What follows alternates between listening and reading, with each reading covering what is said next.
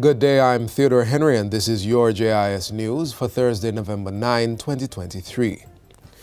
The National Water Commission (NWC) has received 30 new vehicles at a cost of $200 million to boost its operation island-wide. The NWC currently has a growing customer base of over 450,000 accounts. Minister with responsibility for water, Senator Matthew Samuda, says the 30 new Isuzu pickup vans are intended to help modernize the Commission's aging fleet. The NWC is implementing a phased vehicle replacement policy to improve its mobility and responsiveness, in addition to reducing operating costs for vehicle maintenance. We have committed to ensure that the National Water Commission has the equipment it needs, has the skill sets it needs, but we know that with skill sets you require the appropriate tools. Senator Samuda says 8 additional water trucks are in procurement as an emergency requirement for NWC to be able to respond to periods of drought. We are investing in serving you at the level that you deserve to be served. The new vehicles, which were received at the NWC's Marosca Road complex on Wednesday, are being branded before being deployed across the island. The 6 new compressed natural gas CNG buses recently received by the Jamaica Urban Transit Company, JUCC, will go into operation next week, Wednesday. The buses, each with a seating capacity of 50 persons and space for 20 standing passengers, arrived in the island on November 1. They'll be placed on Route 3, Christian Garden to City via Waterford, and Route 3A, Christian Gardens to Halfway Tree via Waterford.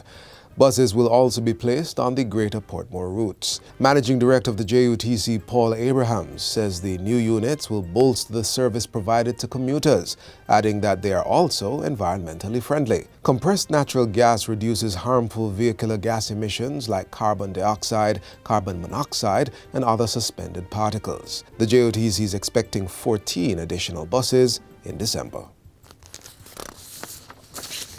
The Senate has passed the Copyright Amendment No. 2 Act 2023. Minister of Industry, Investment and Commerce, Senator Aubin Hill, piloted amendments to the act in the upper house. He says these are necessary as regulations to accompany the legislation are not yet in place. The amendments will allow for the extension of a transitional period for the operation of unregistered licensing bodies, referred to as Collective Management Organizations, CMOs. These entities include the Jamaican Copyright Licensing Agency, JAMCOPY, Jamaica Association of Composers, Authors and Publishers, JACAP, and Jamaica Music Society, JAMMS. The bill is being amended to 1.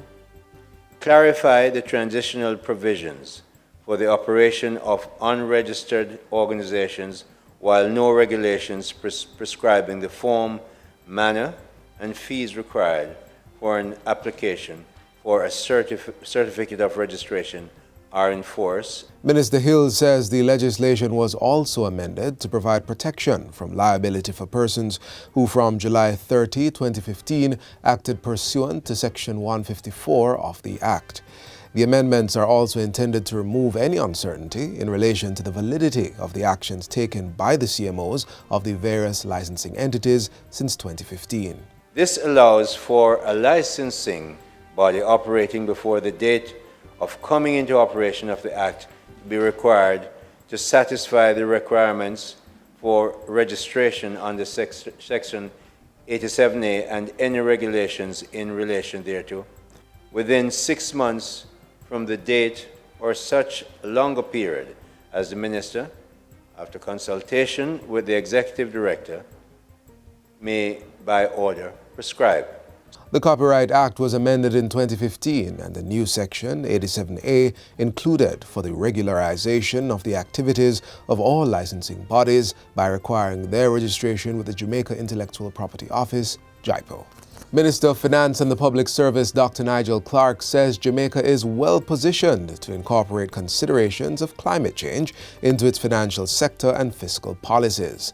Dr. Clarke believes the country must pay attention to the fact that it's operating in an era where climate change is a reality and temperature rise is real. We have a national adaptation plan that is underway to being finalized, and the central bank is incorporating or collaborating with multilateral institutions to find the best way to incorporate climate change considerations in disclosure requirements for financial institutions and in finding ways to stress test according to climate change criteria. The government has pioneered a multi-layered approach to address the fiscal risks that are brought on by natural disaster.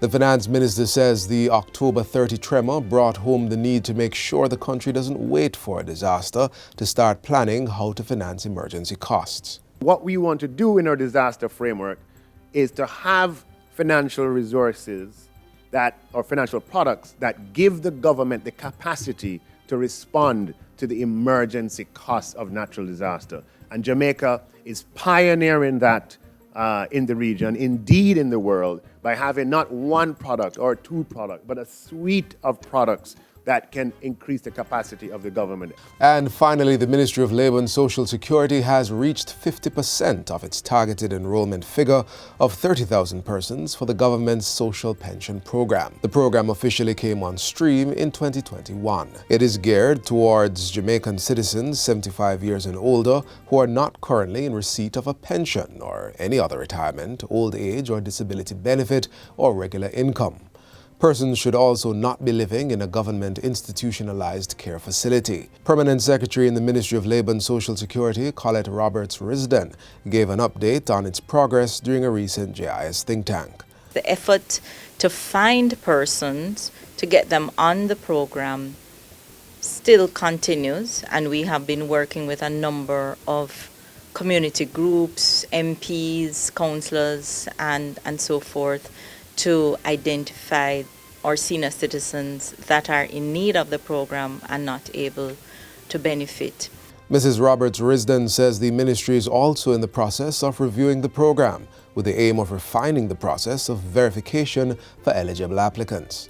We are also in the process of reviewing some of the elements for that program.